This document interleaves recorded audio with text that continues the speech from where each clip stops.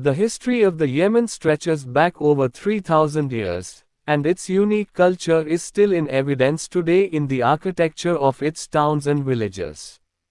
From about 1000 BC, this region of the southern Arabian Peninsula was ruled by three successive civilizations: Minian, Sabian, and Himyarite. These three kingdoms all depended for their wealth on the spice trade. Aromatics such as myrrh and frankincense were greatly prized in the ancient civilized world and were used as part of various rituals in many cultures, including Egyptian, Greek, and Roman. In the 11th century BC, land routes through Arabia were greatly improved by using the camel as a beast of burden, and frankincense was carried from its production center at Qana, now known as Bir Ali, to Gaza in Egypt.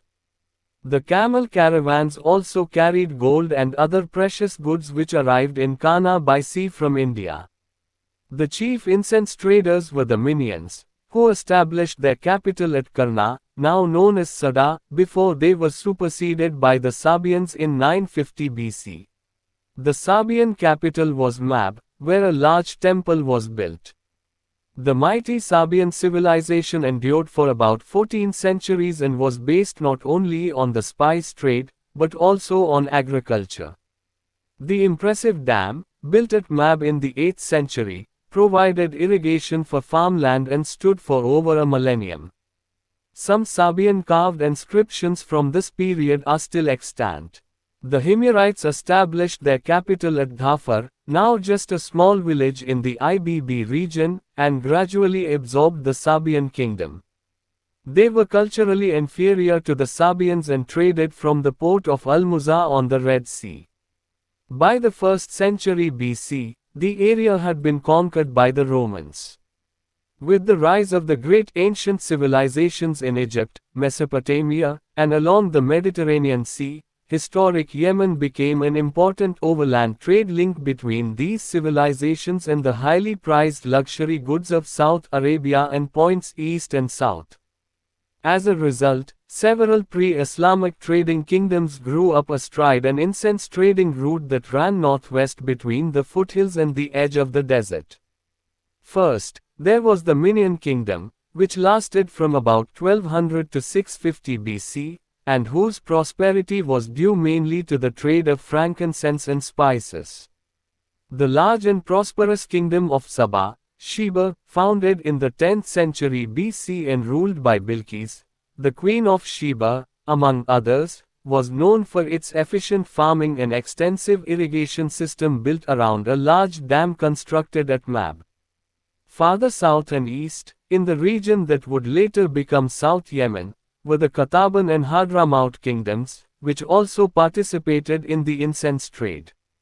The last of the great pre-Islamic kingdoms was that of Himyar, which lasted from about the 1st century BC until the 500s AD. At their heights, the Sabian and Himyarite kingdoms encompassed most of historic Yemen. Because of their prominence and prosperity, the states and societies of ancient Yemen were collectively called Arabia Felix in Latin, meaning Happy Arabia. However, when the Romans occupied Egypt in the 1st century BC, they made the Red Sea their primary avenue of commerce. With the decline of the caravan routes, the kingdoms of southern Arabia lost much of their wealth and fell into obscurity. Red Sea traffic sailed past Yemen, and what seaborne commerce Yemen engaged in had little impact on the country's interior. The Tihama region, which was hot, humid, swept by sandstorms, and clouded in haze, isolated the comparatively well-watered and populous highlands. The weakened Yemeni regimes that followed the trading kingdoms were unable to prevent the occupation of Yemen by the Christian Abyssinian kingdom, modern Ethiopia, in the 4th and early 6th centuries AD and by the Sassanids of Persia in the later 6th century, just before the rise of Islam. The Islamic era, which began in the 7th century, contains many events critical to the formation of Yemen and the Yemeni people. The force with which Islam spread from its origins in Makkah and Medina in the nearby region of Al-Hijaz, the Hejaz, led to Yemen's rapid and thorough conversion to Islam. Yemenis were well represented among the first soldiers of Islam who marched north, west, and east of Arabia to expand Muslim territory. Yemen was ruled by a series of Muslim caliphs, beginning with the Umayyad dynasty, which ruled from Damascus in the latter part of the 7th century. Umayyad rule was followed by the Abbasid caliphs in the early 8th century. The founding of a local Yemeni dynasty in the 9th century effectively ended both Abbasid rule from Baghdad and the authority of the Arab Caliphate. This allowed Yemen to develop its own variant of Arab Islamic culture and society in relative isolation. In the 10th century, the establishment of the Zaydi Imamate, essentially a theocracy, in the far north of Yemen forged a deep, lasting link between the towns and tribes of the northern highlands and the Zaydi Shiite sect of Islam. By contrast, the 2-century-long rule of the Rasulids, beginning in the 1200s and initially based in Aden, identified the coastal regions and the southern uplands with Shafi'i Islam. The Rasulids, one of the major dynasties in the history of Yemen, broke from the Egyptian Ayyubid dynasty to rule independently. Their capital, later located at Taiz, was famous for its diverse artistic and intellectual achievements. In the early 16th century, Portuguese merchants came to Arabia and took over the Red Sea trade routes between Egypt and India. The Portuguese annexed the island of Socotra in the Indian Ocean, and from that vantage point tried unsuccessfully to take control of Aden. Following the Portuguese, the Egyptian Mamelukes attempted to take power in Yemen, successfully capturing Sana'a but failing to take Aden. Armies of the Ottoman Empire conquered Egypt in 1517, and in 1538 brought most of Yemen under their control. The Ottomans were expelled nearly a century later, after a long struggle led by the Zaydi Imamate that united and strengthened Yemeni identity and ushered in a long period of Zaydi rule. Yemen developed an extensive coffee trade under Ottoman rule, with the coastal town of Mocha, Al-Mukha, becoming a coffee port of international importance. Despite this, the highlands of Yemen remained economically and culturally isolated from the outside world from the mid-17th century to nearly the mid-19th century, a period during which Western Europe was greatly influenced by modern thought and technology. The process by which Yemen and the Yemeni people were divided into two countries began with the British seizure of Aden in 1839 and the reoccupation of North Yemen by the Ottomans in 1849. Throughout the second half of the 19th century, both the Ottomans and the British expanded their control of Yemeni lands. In the early 20th century, the two powers drew a border between their territories, which came to be called North and South Yemen, respectively. This boundary remained intact for most of the 20th century. In North Yemen, Ottoman rule met with significant opposition during the early 1900s. Under the leadership of the Zaydi Imam, Yemenis staged many uprisings. After years of rebellion, in 1911 the Ottomans finally granted the Imam autonomy over much of North Yemen. Defeat in World War I forced the Ottomans to evacuate Yemen in 1918. For the next 44 years North Yemen was ruled by two powerful Imams. Imam Yahya ibn Muhammad and his son Ahmad created a king-state there much as the kings of England and France had done centuries earlier. The two Imams strengthened the state and secured its borders. They used the imamate to insulate Yemen and revitalize its Islamic culture and society at a time when traditional societies around the world were declining under imperial rule. While Yemen under the two Imams seemed almost frozen in time, a small but increasing number of Yemenis became aware of the contrast between an autocratic society they saw as stagnant and the political and economic modernization occurring in other parts of the world. This produced an important chain of events: the birth of the nationalist Free Yemeni movement in the mid-1940s, and aborted 1948 revolution in which Imam Yahya was killed, a failed 1955 coup against Imam Ahmad, and finally, the 1962 revolution in which the Imam was deposed by a group of nationalist officers and the Yemen Arab Republic, YAR, was proclaimed under the leadership of Abdullah al-Sallal. The first 5 years of President al-Sallal's rule, from 1962 to 1967, comprised the first chapter in the history of North Yemen. Marked by the revolution that began it, this period witnessed a lengthy civil war between Yemeni Republican forces, based in the cities and supported by Egypt, and the royalist supporters of the deposed Imam, backed by Saudi Arabia and Jordan. In 1965, Egyptian President Jamal Abdel Nasser met with King Faisal of Saudi Arabia to consider a possible settlement to the civil war. The meeting resulted in an agreement whereby both countries pledged to end their involvement and allow the people of North Yemen to choose their own government. Subsequent peace conferences were ineffectual, however, and fighting flared up again in 1966. By 1967 the war had reached a stalemate, and the Republicans had split into opposing factions concerning relations with Egypt and Saudi Arabia. In late 1967 al-Sallal's government was overthrown and he was replaced as president by Abdul Rahman al-Iryani. Fighting continued until 1970, when Saudi Arabia halted its aid to royalists and established diplomatic ties with North Yemen. Al-Iryani effected the long-sought truce between Republican and Royalist forces, and presided over the adoption of a democratic constitution in 1970. In June 1974, military officers led by Colonel Ibrahim al-Hamd staged a bloodless coup, claiming that the government of al-Iryani had become ineffective. The constitution was suspended, and executive power was vested in a command council, dominated by the military. Al-Hamd chaired the council and attempted to strengthen and restructure politics in North Yemen. Al-Hamd was assassinated in 1977, and his successor, former Chief of Staff Ahmad Hussein al-Ghashmi, was killed in June 1978.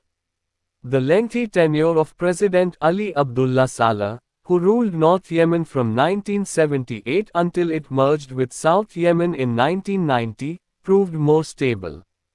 Saleh strengthened the political system, while an influx of foreign aid and the discovery of oil in North Yemen held out the prospect of economic expansion and development. The history of South Yemen after the British occupation of Aden in 1839 was quite different. After the opening of the Suez Canal in 1869, Aden became a vitally important port along the sea lanes to India. In order to protect Aden from Ottoman takeover, the British signed treaties with tribal leaders in the interior, promising military protection and subsidies in exchange for loyalty. Gradually, British authority was extended to other mainland areas to the east of Aden. In 1937, the area was designated the Aden Protectorates. In 1958, 6 small states within the protectorates formed a British-sponsored federation. This federation was later expanded to include Aden and the remaining states of the region, and was renamed the Federation of South Arabia in 1965. During the 1960s, British colonial policy as a whole came under increasing challenge from a nationalist movement centered primarily in Aden. Great Britain finally withdrew from the area in 1967, when the dominant opposition group, the National Liberation Front (NLF), forced the collapse of the federation and assumed political control.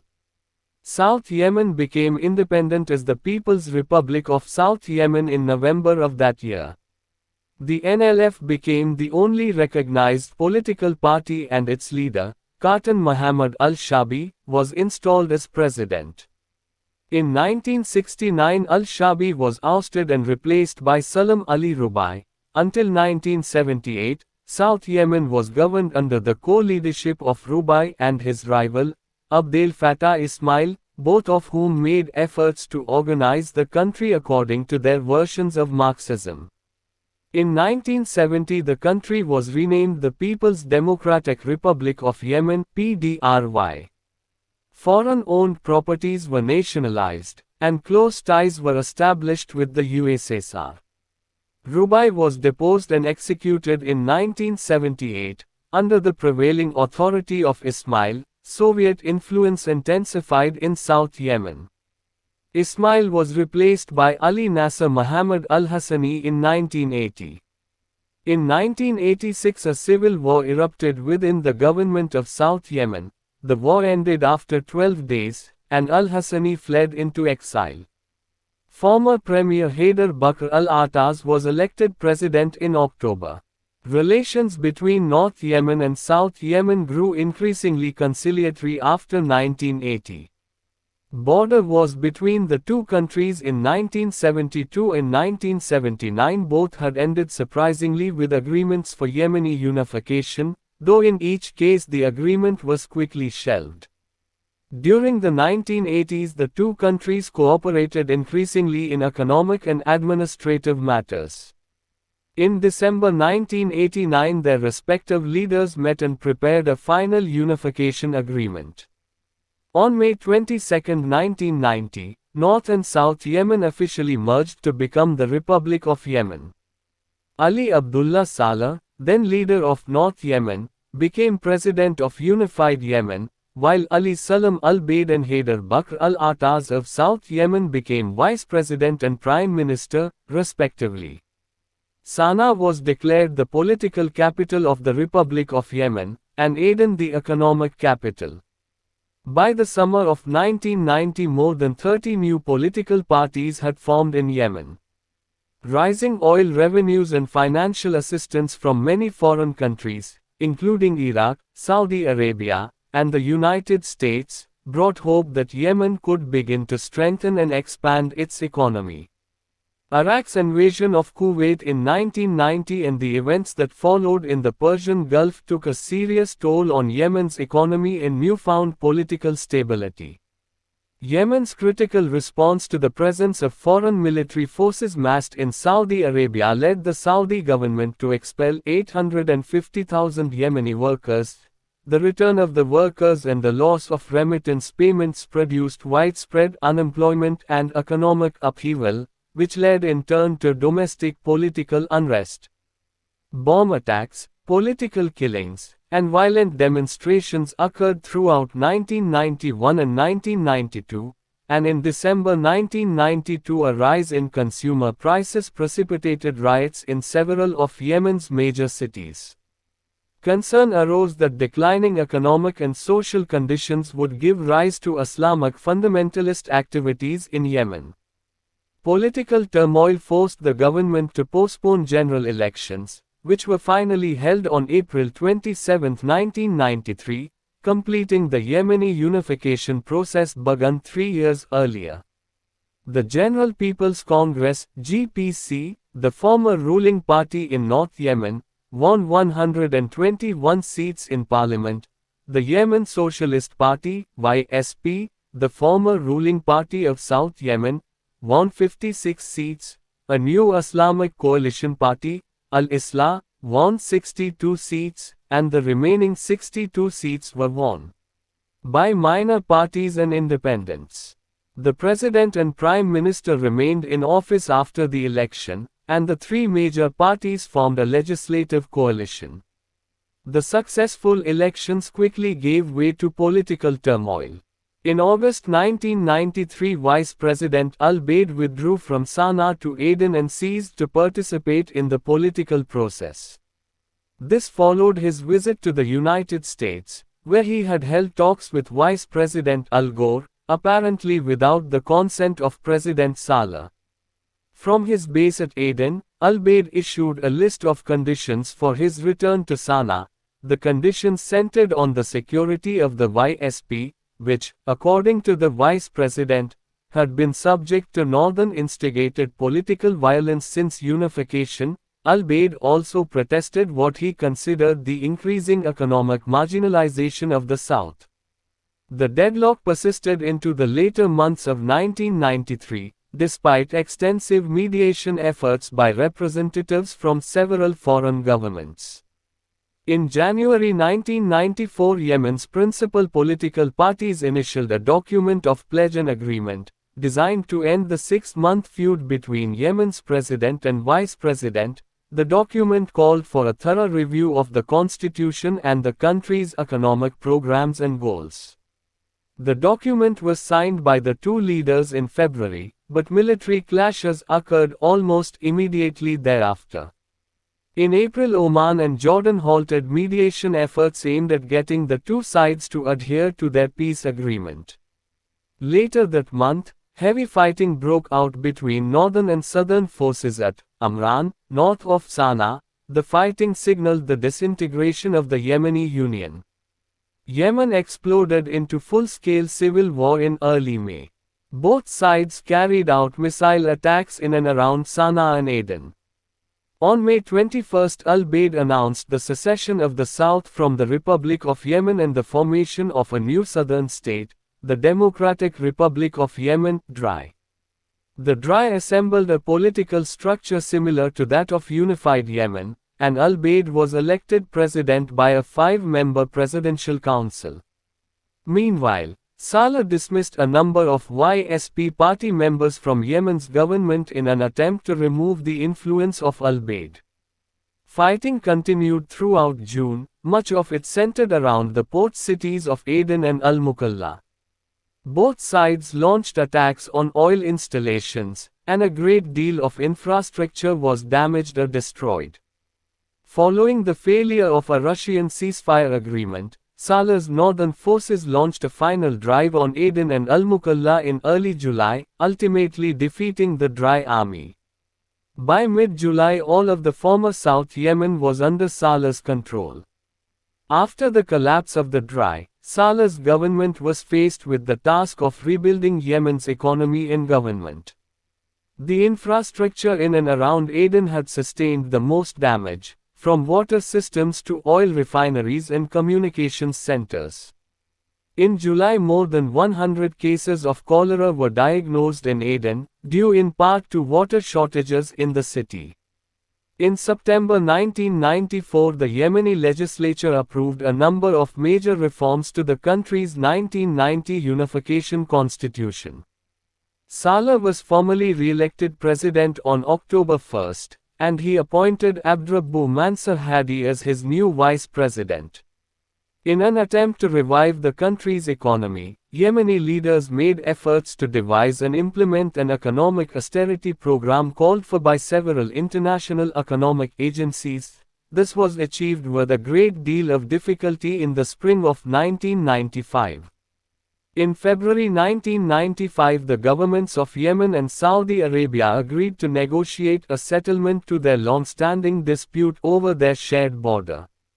The agreement diffused a potentially explosive situation, as Yemen and Saudi Arabia had skirmished in the region only a few months before. As of May 1996, negotiations continued, but the two sides had not agreed on a formal border. In December 1995, Eritrea, which lies across the Red Sea from Yemen, seized Hanish al-Kabir, Greater Hanish Island, strategically located at the mouth of the Red Sea, from Yemeni troops stationed there. At least 12 people were killed in the fighting. Both Yemen and recently independent Eritrea claimed the Hanish Islands. Yemeni plans for a resort on Hanish al-Kabir reportedly sparked the attack.